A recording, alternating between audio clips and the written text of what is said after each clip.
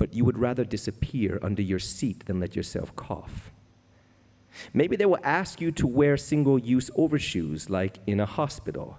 There will be no interaction between performers and spectators. The era of interactive performance is over.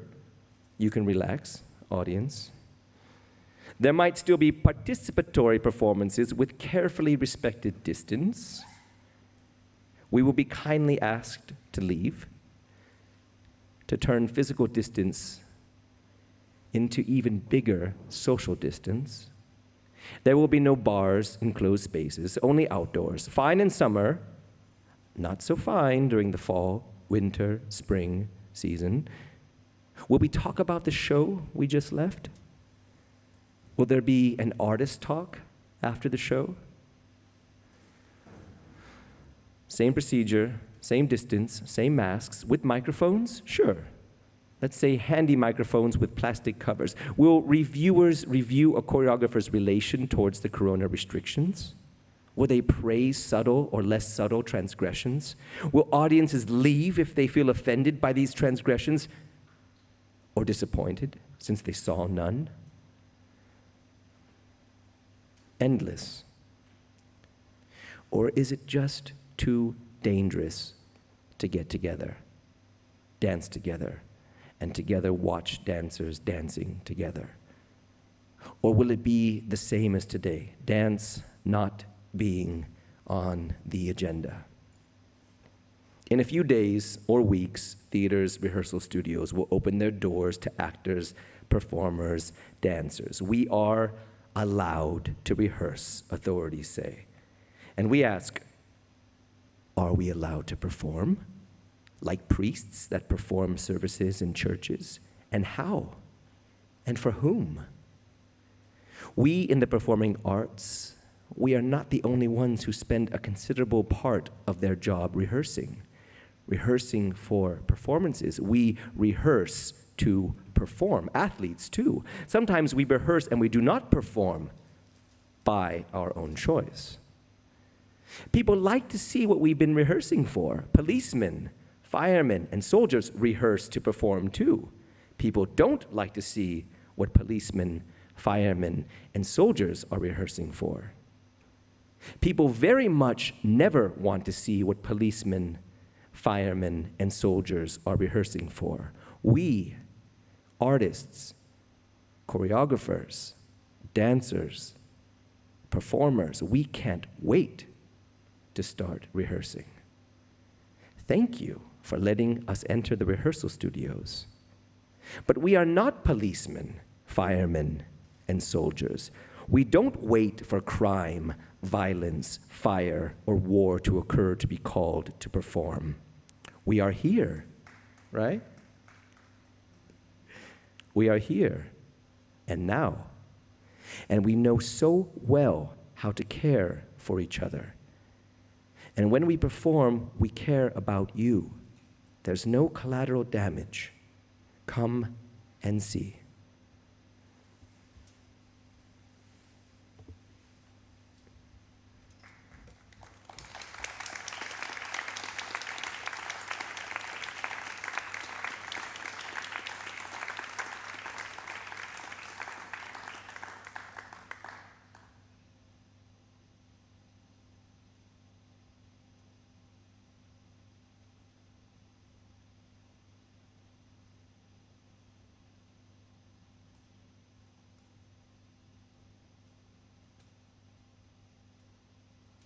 Hello and welcome. My name is Jonathan Burrows and I'm a choreographer, and I'd like to share with you a short presentation which is a kind of meditation on what it means to practice things for performances that keep getting postponed, preparing stuff for performances that recede ahead of you into a future you're losing sight of. I'm alone at a table, and it seems like I've been alone at this table for a while, always the same chair, looking out this way across the room. I see books and a mirror, but you can't see them. You can only see me and the picture of the boat on the wall behind and the ink blot man falling down next to the boat. Once again, I'm making a looping attempt to hold on to pieces for performances that might never happen, pieces that are slowly peeling themselves away from what it was I thought I was doing. How many times would I have to perform here by myself before it started not to be a performance? I was measuring it in months, but now it's years. My face got older. My face got older, and the movements from these pieces sank deeper into my body, deeper than the usual rush might allow. I'm in the moment, but it's a long moment, like the pieces are putting down roots. Do you feel comfortable at your table? Does it start to feel like it's where you're meant to be? Is it safe there? When I practice at this table, I find myself looking out as though I'm looking out into darkness, as though I'm looking out into faces that would have been there. I performed once alone on the floor of an art gallery, talking and rolling around, and one day nobody came. And at first it was embarrassing, but I didn't want to stop. Everything got a bit euphoric. It's a bit like that. If you think you're performing, then maybe you are performing. And last year a festival showed a film of one of my pieces, and I waited here at the table till the screening was done, and then I logged on and came on line, and I bowed, and people were clapping, and it was weird, but I was grateful for the adrenaline rush. And afterwards I had a drink with myself and imagined what I would talk about if anybody had been there, and what they might have said. Before all this, everything had to be always new. But that stopped. And as the smoke cleared, it became possible to see around. And the only thing to do was notice what was already there. And the quiet practice, and the talking together, and the dancing in car parks and round the backs of buildings, and at kitchen tables and in living rooms, turned out to be a performance after all. And if you drew a map of all the tables in this or that country and between countries and continents, it starts to look like a possible score for how to continue. You might call it the fungal life of contemporary dance, like the mycelium, feeding the trees and sending messages from deep within the soil. This mycelial mass which covers vast areas and weighs in places hundreds of tons, and it's not always visible, but a real ecology of dance practices would focus respect on the accumulated knowledge that's embodied there, focus respect on what's already known, without which nothing new can happen. I've spent a large part of my past year researching new perspectives on human perception, and it turns out that movement itself is central to how people read, map, imagine, communicate, remember, and anticipate the world.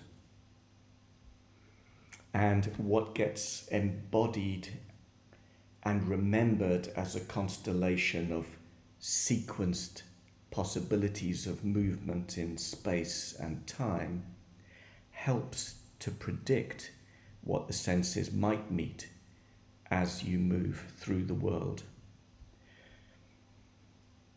And the feeling of in the moment is a product of this embodied and remembered knowledge meeting a future which the brain has already anticipated. And each sequence is backed by a number of other possible sequences that the body might switch to at any moment. And the sequencing and the switching happen before you've consciously decided what it is that you thought you would do. Which is why dance matters, because it's one of the places all of this becomes tangible. And when what's already physically known is respected as much or more than the new, then the gatekeepers of what is or is not contemporary might step back and make room for what's been buried.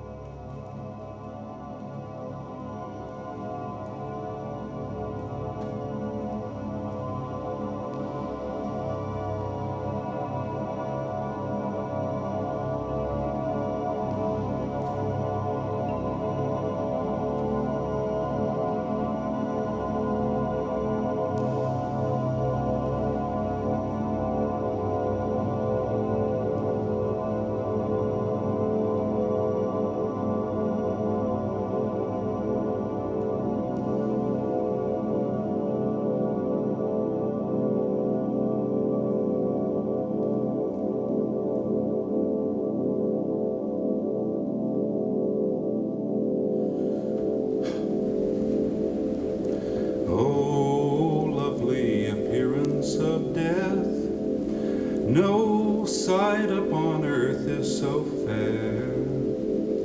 Not all the gay pageants that breathe can with a dead body compare. In solemn delight I survey a corpse when the spirit has bled. In love with the beautiful clay and longing to lie in its stead. How blessed is our brother bereft of all that could burthen his mind. How easy the soul that has left this wearisome body behind. Of evil incapable thou, whose relics with envy I see, no longer in misery now, no longer a sinner like me. This earth is afflicted no more with sickness or shaken with pain. The war in the members is o'er, and never shall vex him again. No anger henceforward or shame shall redden his innocent clay. Extinct is the animal flame, and passion is vanished away. To mourn and to suffer is mine, while bound in this prison I breathe, and still for deliverance pine, and press to the issues of death. What now with my tears I bedew? Oh, I might this moment become my spirit created anew, my flesh be consigned to the tomb.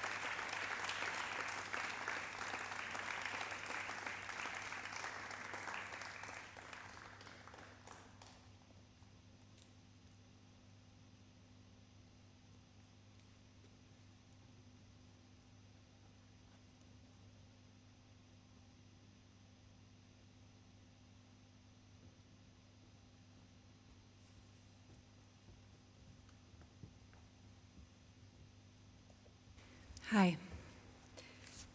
My name is Anna Mendelsohn, and I'm reading to you a text by Anna Vujanovic. It's called Conviviality, a code for a more sustainable future. I understand the question, how to continue dancing, living together against, as a question of sustainability. Otherwise, we can just continue business as usual until we humans extinct ourselves and probably drag many others with us. But the question with which we celebrate the 30th anniversary of TANZWERKSTATT Europe may imply that there is a possibility, probably more than one, to continue without exploiting, manipulating, predating, and hurting one another, which will eventually lead to our extinction. So how to continue so that we ensure continuation? I would propose to ponder the notion of the convivial. In common parlance, it refers to something or someone who is friendly, enjoyable, warm, and social. That unpretentious word can, however, be a powerful request to transform existing institutions through which art making, the ways of collaboration and presentation, and artworks themselves come into being. With its softness and non-radicality, it can be a radical leftist alternative, that which we ask for when criticizing precarious working conditions, exhausting processes of fundraising, shady curatorial decisions, cheap deals of artist in residency programs, and other institutional rules and practices that alienate and precarize us. Actually, the simple notion of conviviality has a strong political theoretical background in the writing of Austrian-Croatian social theorist Ivan Illich, who critically discussed the process of institutionalization in modern Western society and its effects on how we live, socialize, and understand ourselves.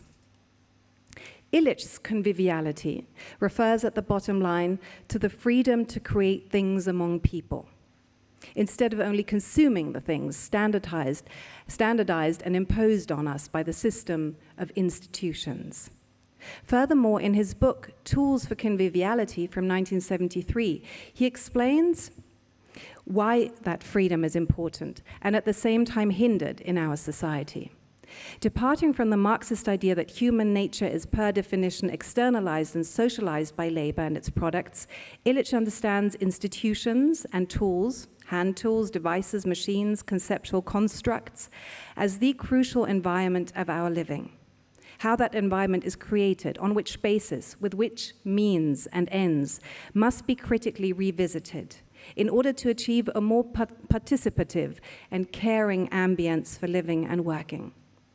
With that aim, Illich not only criticized contemporary society for its manipulative institutionalization and thereby alienation of various human practices, such as learning, healing, moving and transporting, selling and buying, etc., he also projected alternative tools, those which are more accessible, more shareable, more friendly, if you like. Translated into the field of dance, Illich's thoughts lead us to the question, how did we end up with a dance institution that professionalizes and standardizes dancing so much that it scared away all the magic and joy from dance? Furthermore, how can we create a more convivial institution? That one which will foster people to dance, to meet, learn, and share through dancing, to enjoy and relish it, and to evoke and invoke the feelings, people, and landscapes that are missing by dancing their shades, their steps, rivers, their embraces. That the current institutional systems of art and life in general are experienced as oppressive and unfriendly is already a commonplace. So much so that in times of pandemic and the measures that governments have issued to protect our lives, we must ask, how to suddenly trust the states and their institutions when they've been manipulative for so long? Should we really stop gathering, dancing, coming close to each other when the authorities ask us to do so? As Illich claimed, in our institutionalized society, institutions don't only serve people, but above all, serve further institutionalizations. As such, they manipulate our needs, practices, and daily lives. How can we then believe that the government, pharmaceutical industry, institutions of healthcare, customs, and education now don't work for their own sake, for the sake of protecting the flow of capital and feeding their own bureaucracy, and start working for us for the sake of people's lives? Sometimes I wonder how to be sure that what we have adopted is not a prelude to a grand-scale biometric fascism. The problem won't be so deep if we can get rid of institutions altogether, but it seems we cannot. So, soon after the first wave of the pandemic and passionate critiques of anti-COVID-19 measures, for example, by Paul Preciado and especially Giorgio Agamben, we heard voices which tried to think over the very contradictions of the pandemic situation. Roberto Esposito, thus, although he shares the concern about desocialization with Agamben, insisted that without social institutions, we would not have been able to resist the virus. He repeated his thesis from Immunitas, the Protection and Negation of Life from 2002, about the aporic character of immunity, where the immunitary function of law is also based on saving individuals from violence by using violence. For him, therefore, lockdown is a violent institutional measure that attacks individuals' freedom in attempt to protect their lives. I introduce here conviviality to shift the institutional critique towards prefiguration of more desired alternatives. And to stimulate artistic appetite for the convivial, I would propose the following observations based on Illich's analysis. Observation 1. Our lives are to a large degree institutionalized, and institutions articulate the triadic relationship between persons, tools, and types of collectivity. Institutions and tools are thus intrinsic to social relationships. The way we create and use the school as the key example of institutionalized knowledge production and sharing defines the individual's subjectivity as the pupil, which determines the way in which these subjectivities form the collective, and vice versa, since the process is transversal rather than linear. Observation 2. Most of our institutions passed two watersheds during the 20th century, in medicine, education, the males, social work, transportation, civil engineering, etc. The first watershed means that new knowledge is applied to the solution of a clearly stated problem, leading to a new efficiency, which can be scientifically measured. The year 1913, for instance, marks a watershed in the history of Western medicine, since at that moment a patient began to have a more than 50-50 chance that a graduate of a medical school would provide them with an effective treatment. The second watershed, however, refers to the point where the previously demonstrated progress starts to be used as an argument for the institutional exploitation in the service of a value which is determined and justified by professional elites. In the mid-50s, therefore, it became evident that medicine had itself created new kinds of diseases, those which are iatrogenic, that is, medically induced. The exclusion of mothers, aunts, herbalists, and other non-professionals from the care of their pregnant, hurt, sick, or dying relatives and friends resulted in unprecedented demands for medical services. Now, this is the typical evolution from a service to a manipulative institution. Any institution that moves towards its second watershed tends to become highly manipulative. For instance, today, it costs more to make teaching possible than to teach. How about dance? The goal of our modern institutions is a radical monopoly of its products and services, where people become dependent on the institutional standardization and experts. How about dance? Instead of elaborating, for instance, how come that contemporary dance is not just a dance which people dance nowadays, but a specific style of dancing licensed by Western Europe and the US as a sort of detour, I would like to share Illich's succinct story from Mexico. Since 1945, the money spent on roads has increased every year. It's been used to build highways between a few major centers. Fragile cars now move at high speeds over smooth roads. Large specialized trucks connect factories. The old The old all-purpose tramp truck has been pushed back into the mountains or swamps. In most areas, either the peasant must take a bus to go to the market to buy industrially packaged commodities, or he sells his pig to the trucker in the employ of the meat merchant. He can no longer go to town with his pig.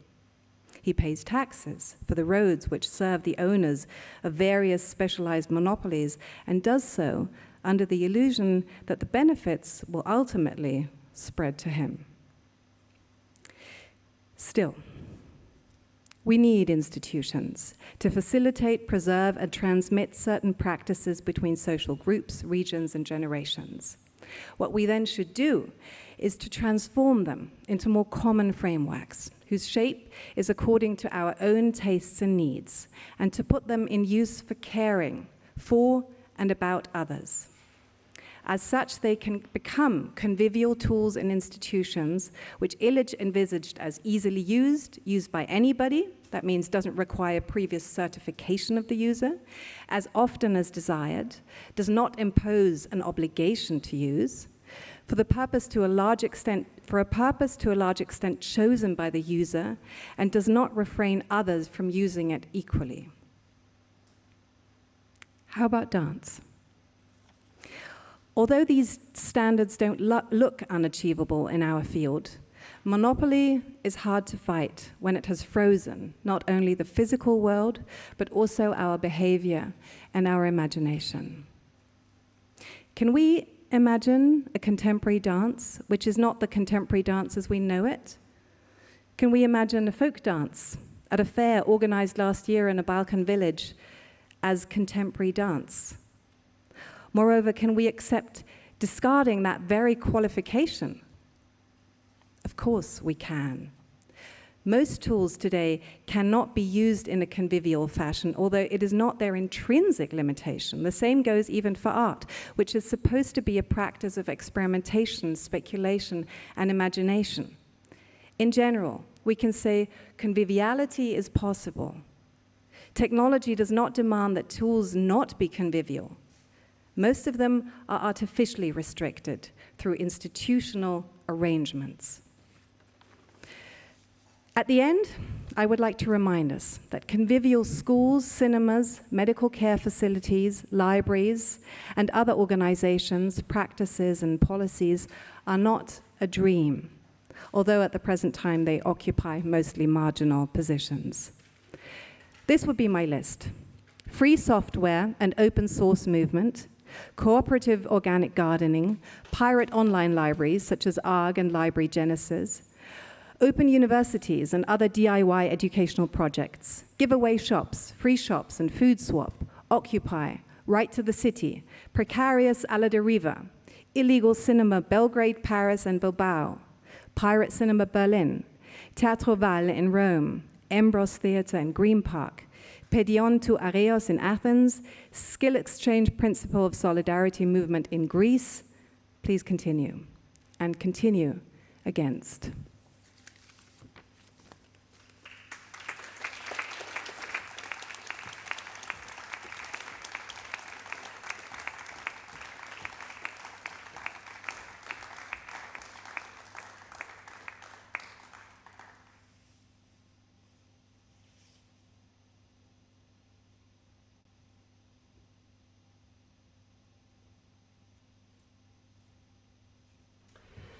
Liebe Grüße aus York, greetings from the city of York in the north of England, a country sadly in the middle of a worrying rise in COVID infections. This celebration of 30 years of TANZWERKSTATT EUROPA makes me nostalgic for past festivals I've attended, for performances in the Muffathalle, conversations in restaurants afterwards, and events I've taken part in. Now that I've retired, I was hoping to spend more time in Europe, perhaps improving my language skills, a hope that Brexit and COVID travel restrictions are blocking. But when Stephanie and Walter posed the question how to go on dancing against, I knew we must continue dancing against nostalgia, and in particular the nostalgia for how things used to be before the pandemic that is driving the pressure to get back to normal. The last dance performance I attended was in February last year, when I saw Tanztheater Wuppertal perform Blaubart at Sadler's Wells Theatre in London. Since then, dancers, like everyone else, have been using online video platforms like Zoom for work. This might look like a Zoom event, but it's actually from Natalie Bookchin's 2009 video installation, Mass Ornament. For this, she edited together YouTube posts of people dancing alone in their bedrooms to make it look like they're dancing together. This is from another pre-COVID project, Gesturing Refugees, a 2018 residency at Dance Space Edinburgh by the Palestinian choreographer Farah Saleh. She wanted to work with Palestinian dancers who were refugees and migrants, but the British government wouldn't grant the dancers visas, so they had to work via Skype. We've probably all seen online group performances on Skype or taken online dance class in the last 18 months. Online video is incrementally changing our understanding of dance. Platforms like Zoom do not just connect people visually, they enable an affective component. Dancers draw on their memories of dancing with others in the studio or on stage to work online. Without our lockdowns, I don't think we would have realised how much it is possible to feel a connection with others through dance over the internet. But what has this to do with continuing to dance against nostalgia? To get back to normal means abandoning what we've learnt during the last 18 months. This is something that some politicians are keen for us to do. They'd like us to forget how easy it was for governments to radically change their economies to facilitate lockdowns. They'd rather we didn't think too much about the accelerated development of revolutionary new approaches to vaccines. They don't want us to think that if we could do all this, we could tackle other urgent global problems like climate catastrophe or social inequalities. We may be at an inflection point, but there are powerful interests resisting change and pushing the drive to get back to normal. Dancers feeling connected with others is the opposite of the route back to normal that the British government is currently pursuing. Prime Minister Boris Johnson has removed the legal obligation to wear a mask on public transport or indoor in public spaces. He wants to leave it up to individuals whether or not to wear one. He doesn't want the state to interfere with individual liberty. Prime Minister. Of course, Mr. Speaker, we can see that it's common sense for people in confined spaces to wear a face mask out of respect and courtesy to others, but such as on the tube. But what we're doing, Mr. Speaker, is cautiously, prudently moving from legal diktat to allowing people to take personal responsibility for their actions. And that is the right way forward, Mr. Speaker. The sense of shared connection that online dancing engenders goes against libertarian individualism. Collectivism was anathema to the American novelist Ayn Rand, whose writing is revered by neoliberal ideologues. Rand saw any suggestion that there is a collective responsibility to take care of the needs of others as a harmful restriction on individual freedom. To be free, she wrote, a man must be free of his brothers. That is freedom, that and nothing else. To continue to dance against nostalgia and thus resist the pressure to get back to normal may leave one feeling an alienated outsider among right-wing libertarians. Refugees from the neoliberal economy can find themselves in what Stefano Hani and Fred Moten have called the undercommons. One aspect of being in the undercommons, they argue, is a particular kind of collective feeling. One I suggest that dancers have come to recognise more and more over the last 18 months. The form of collective feeling that Hani and Moten describe is not about being part of a settlement, nation, state, territory or historical story. They argue that when Mighty Shadow sings, "Are you feeling the feeling?" he's asking about something else. He's asking about a way of feeling through others, a feel for feeling others, feeling you. This, they write, is modernity's insurgent feel, its inherited caress, its skin talk, tongue touch, breath speech, hand laugh. This is the feeling, they say, that no individual can stand, no state abide. As we remember 30 wonderful years of TANZWERKSTATT EUROPA, we should not forget the power of feeling the feeling. Vielen Dank.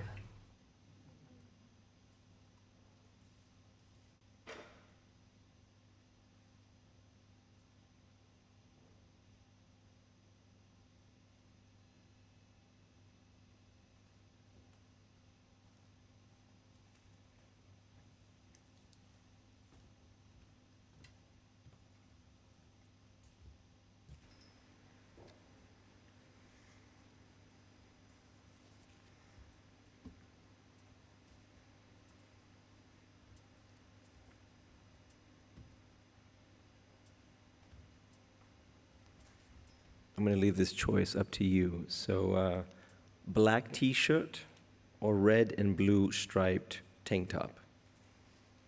Maybe just a show of hands. Black t-shirt, red and blue striped tank top. Okay.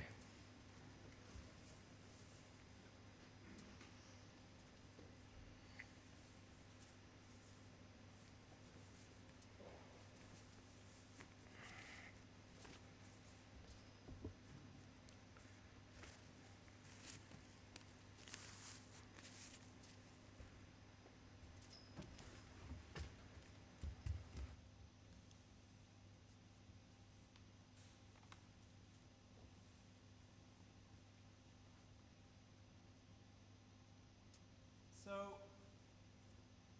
I thought that the question, how do we continue dancing against, rather, how do we continue dancing, in parentheses, against,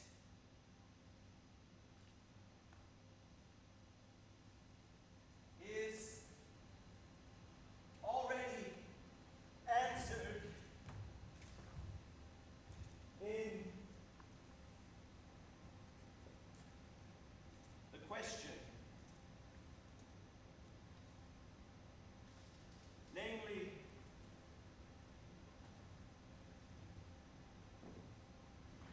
how do we continue dancing?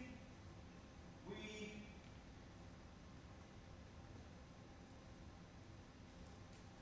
continue dancing.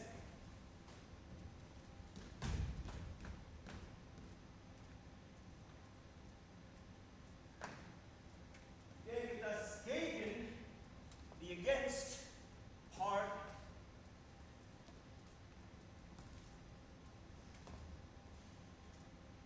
is inherent.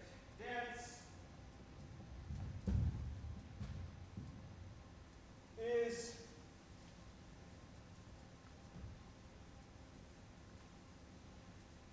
against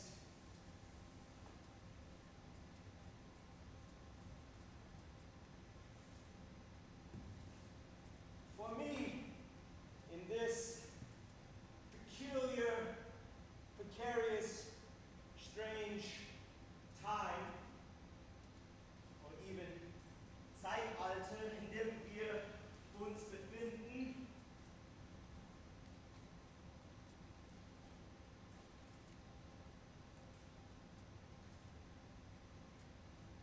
das Gegen im Tanz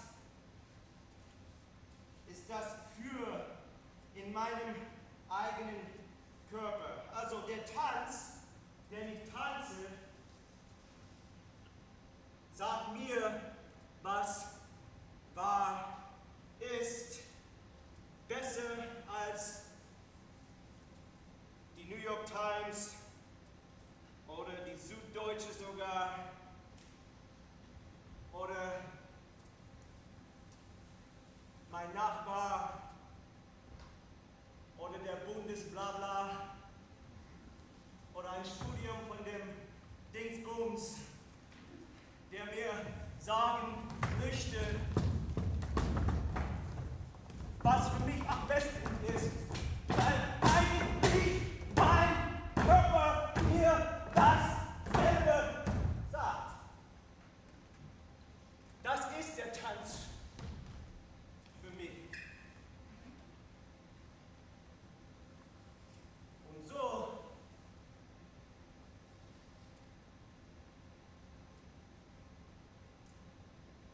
kann ich weitergehen,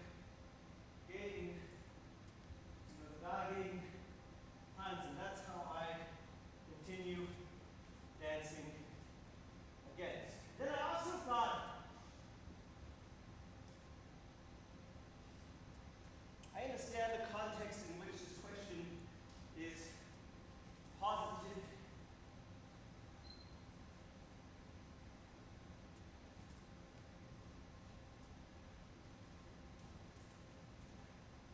But what actually allows the dance to continue dancing against are the audiences. Is you and your interest in coming together to see people or participate yourselves or encouraging money to be spent in this way or whatever. You being here, you offering your presence, your support, your interest, your enthusiasm, your applause, your boredom, your falling asleep, your texting, your whatever it is you're doing, your participating. You decide how dance continues dancing against, rather how we or I continue dancing against. So I'm going to give you the power right now to decide how long this dance continues dancing again. So this is the 30 Jahre Jubiläum von TANZWERKSTATT Europa. Insofern werden wir bis 30 zählen. Wir sind über 70 hier, ich habe es gezählt. Also das heißt, nicht jeder muss mitmachen und keiner darf, so, ich will keine Regeln, also brauche ich sagen, aber ich muss ein paar Regeln haben. Keiner darf zweimal zählen. Das heißt, 30 Leute müssen in die Reihenfolge von 1 bis 30 zählen. 1, 2, 3, etc. bis 30. Und wenn ihr hier kollektiv auf 30 kommen, ist dieser Tanz vorbei. Ist das verstanden? Okay.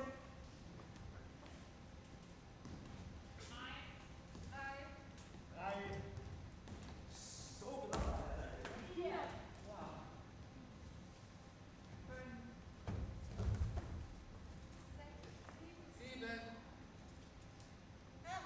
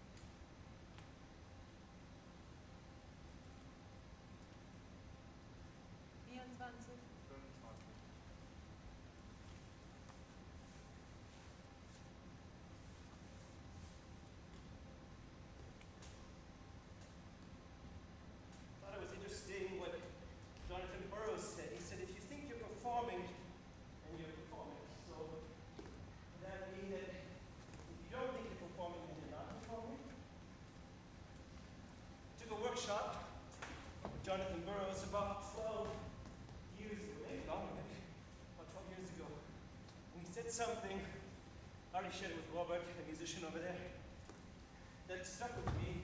He said,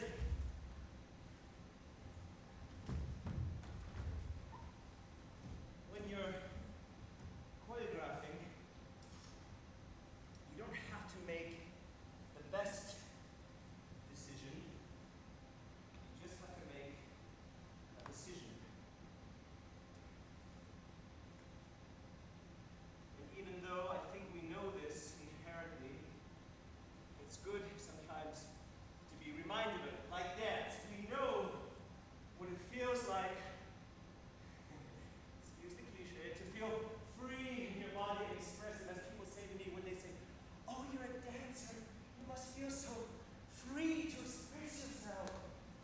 But yeah, but I think although we know this, it's helpful sometimes to see somebody who's living it, if you know what I mean. Where are we? Did we reach 30? 25, all right. You're controlling this. I will stay here until the end.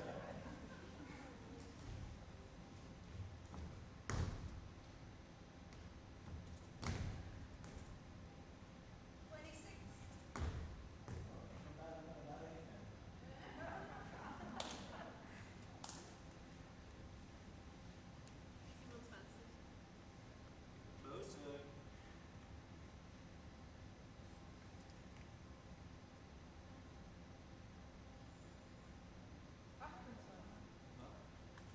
Oh yeah, if you say at the same time, it starts all over. Just kidding. 28 we're at, okay.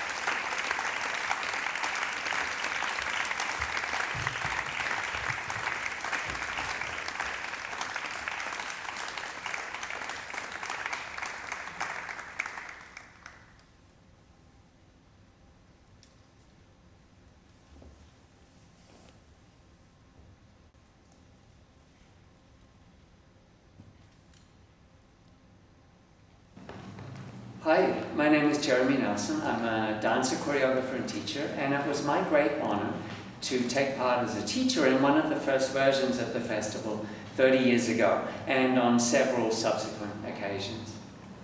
So congratulations TANZWERKSTATT EUROPA and Walter and the team on an amazing 30 years. When I think about the topic, how to continue dancing against, I think how we can keep on doing this, but still without being able to touch. Because touch is such an important part of what we do. We respond to touch, we're inspired by touch, but even more than that, there's a flow of information through the skin, through our skin, the 5th largest organ in our body.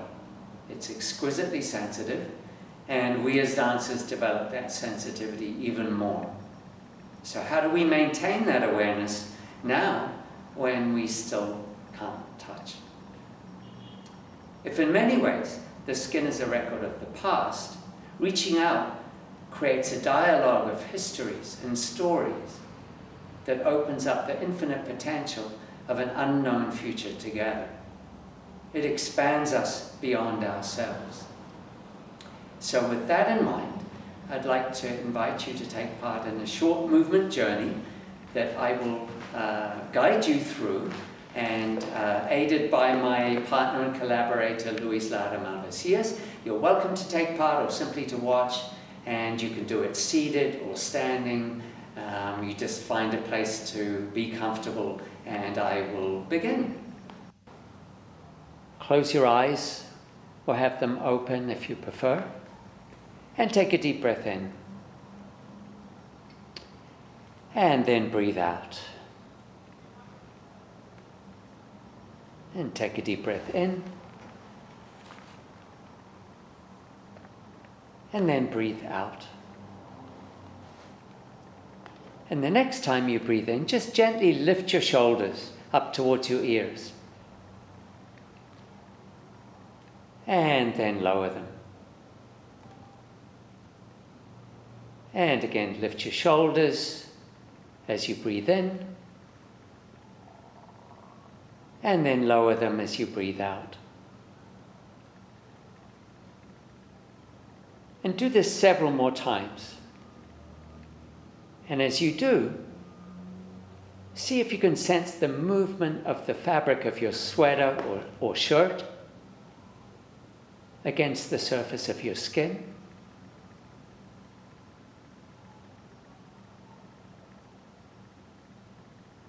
Where do you sense it most? What does the touch of the fabric feel like?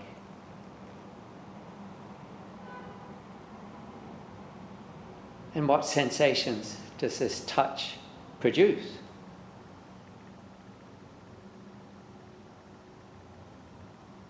And just notice where you feel it in your body. And now just let that go and turn your attention to your torso. And start to very gently move it and the surface of the skin inside the sweater or shirt that you are wearing. Can you sense the surface of the skin gliding against the fabric? Can you feel the fabric brush against your belly, your ribs, your back?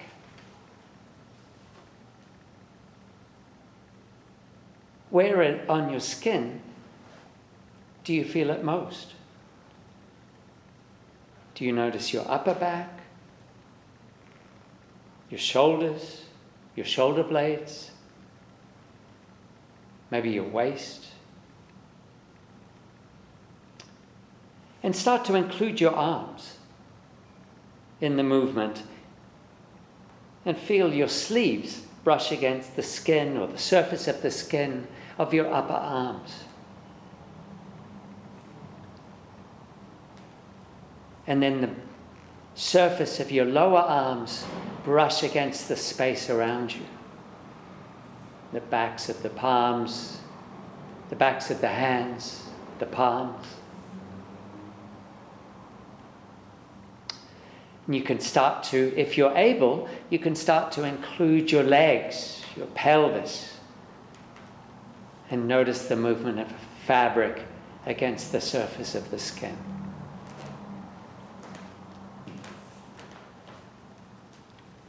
And as you continue to move, you could imagine that the surface of your skin is expanding into the space around you. And that the surface of your skin is brushing against the space around you as if it was fabric.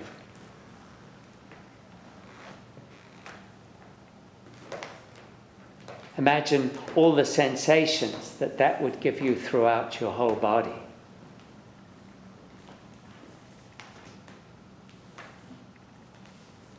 Now imagine that through this fabric of the space, there is the skin of another body.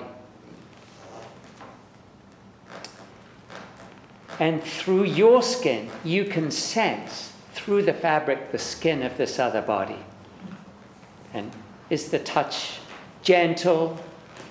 Is it a firm touch?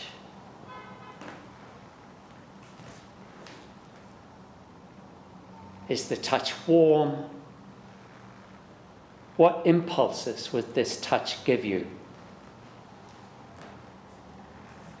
And as you continue to move, just open your eyes now and have a look at someone else moving in the room. And imagine that it's their skin that you're sensing and touching through the fabric of your clothes. You're responding to their touch. You're sensing their weight.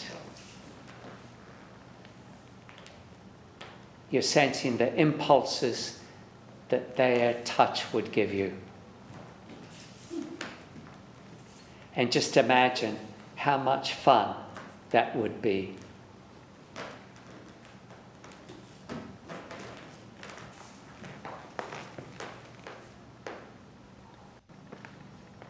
We will at some time in the future be able to dance together again, touching.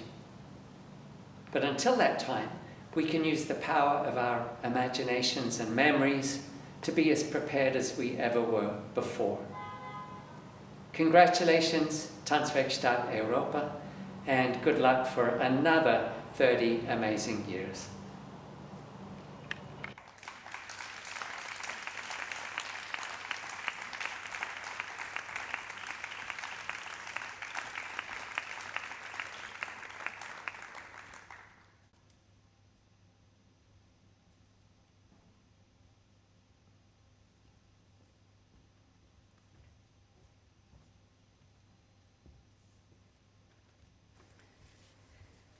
Saving the World, a text by Jérôme Bell.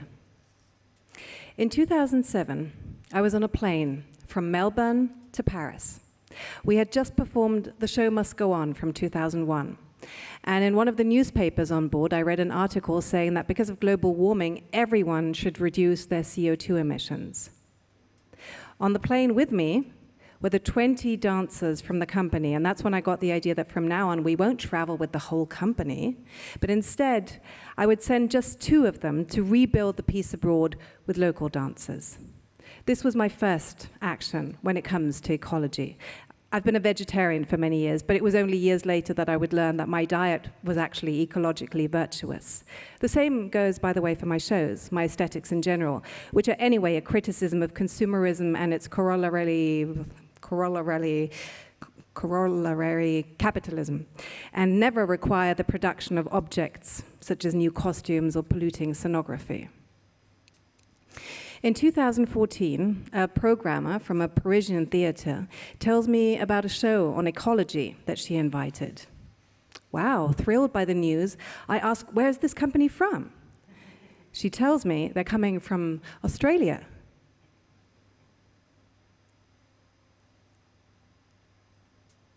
At that very moment, something cracks in me. Something is wrong. How can you express something artistically while producing exactly the opposite at the same time?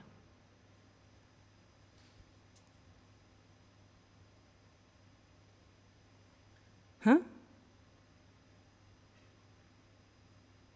Recently, in February 2019, I was in my apartment in Paris. I was adjusting the heating to save as much energy as possible to reduce my carbon footprint. I had done some very efficient insulation work years ago already, and suddenly I realize that at the same time, 2 of my assistants are on a plane coming back from Hong Kong, where they just restaged the show Gala with local dancers, and 2 other assistants are on another plane to Lima to restage that same performance. And that's when I tell myself I'm a hypocrite. And, you know, I'm lying to myself, and I fall into a serious depression that lasts for several weeks. Until I come to the conclusion that my work cannot continue to pollute like this by contributing to global warming, and I decide that neither I nor the company will fly anymore. At that time, I was starting rehearsals for the production Isadora Duncan in Paris with the French dancer Elizabeth Schwartz. And I had the idea of doing another version with another Duncanian dancer in New York that I'd spotted on the internet, Catherine Galland. So there would be 2 versions of the piece, one that would tour in Europe and another in the northeastern part of the United States. And both would travel only by train. For the other most in-demand shows abroad, such as The Show Must Go On and Gala, we work with local choreographers in the cities that invite these pieces, like Taipei, Buenos Aires, Miami, etc., etc., etc., etc. So these choreographers can stage them based on transcriptions, videos, and teleconference rehearsals.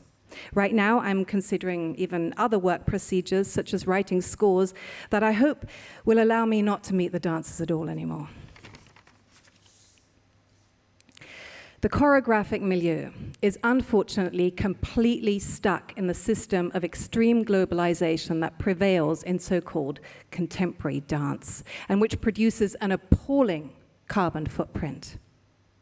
I think, alas, that most of the people I know who have a dominant position in the field of choreography as artists or theater or festival directors who are my age, in their 50s or older, will not change anything.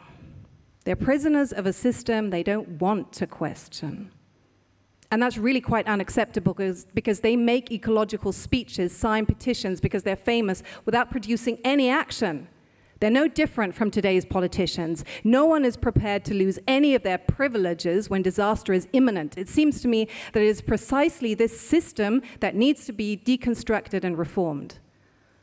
For example, there is this concert hall in Sweden, in Helsingborg, which only invites orchestras and musicians who will agree to travel by train.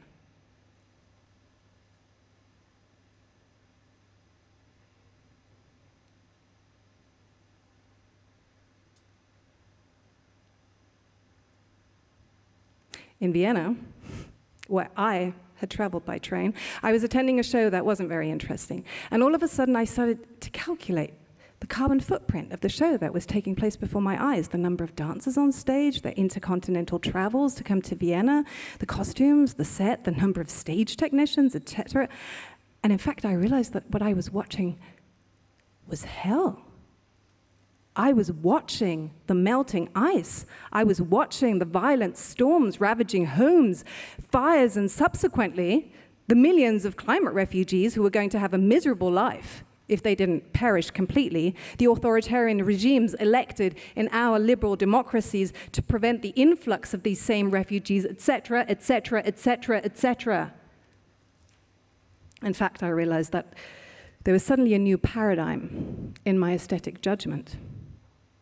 If a show I attend doesn't take into account the question of ecology in its realization by acting as if nothing had happened, too many costumes, too many objects, too many sets, too much travel, etc., it doesn't give me pleasure. I find it bad. So I no longer go to see shows calibrated for international tours. Instead, I go to see the works of young people working in my geographical area. How can I trust a choreographer, director, dance or theater company that contributes to global warming? These are people who don't think about the world, who don't see what's happening. How can their performance be of any value?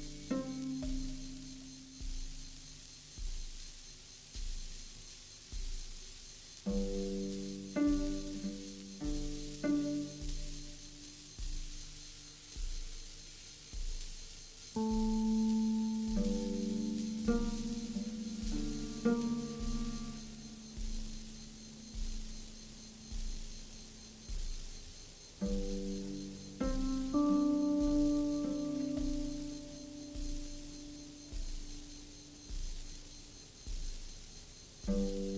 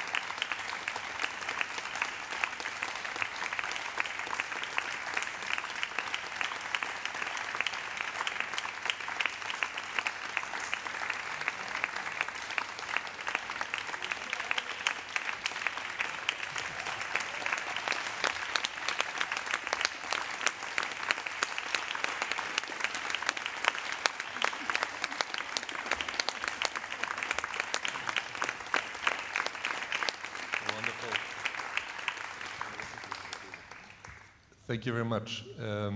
Originally, we wanted to have a party tonight. We have found out about 300 people who have been working with Joint Adventures in the past, something like 33 years. And we wanted to invite them all here to celebrate the 30th anniversary with us. Unluckily, this was not yet possible. Maybe we have to keep it for the 31st year or the 32nd, whatever might come up. So we decided a few weeks ago to have an evening of consideration of dance and thought movements about how we can go on dancing against, and then we called it against all odds. And as the contributions of the artists we invited to come here and to share that moment with us showed that there's still a lot of resistance we have to be resilient against. And if I look at you, all of you, and all of you here in the audience and in the workshops every day, I feel like very positive, and I have a very, let's say, constructive view to our common future in dance, on stage, in everyday life, in workshops, on screen, or wherever on this fucking planet. So, thanks a lot, you're wonderful. There were some thoughts in my mind when we started this just a few weeks ago, and I think you have improved it tremendously. So thanks a lot to all you wonderful artists, and especially to you. Thank you very much.